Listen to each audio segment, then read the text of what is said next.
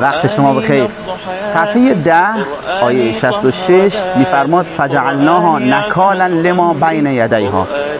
نکال به چه معناست؟ مترجمان و مفسران قرآن نکال رو معنا کردن به عبرت. خود چرا خداوند اینجا به جای کلمه نکال از خود کلمه عبرت استفاده نکرد، همونطور که در جاهای مختلف قرآن از این کلمه استفاده کرده؟ نکال، دقت بفرمایید، به معنای تلنگر به زبان ساده، که در دل انسان تکان ایجاد بشه. میفرماد فقطعوا ایدیهما جزاء بما کسبا نکالا من الله.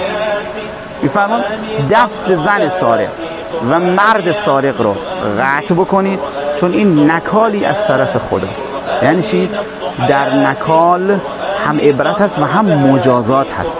دست اونا رو قطع بکنی، باقی افرادی که قصد دزدی دارند تلنگر در اونها ایجاد میشه.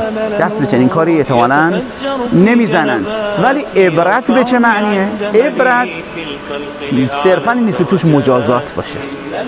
کسی میمیره، خداوند میفرماد او رو دیدی عبرت بگیر.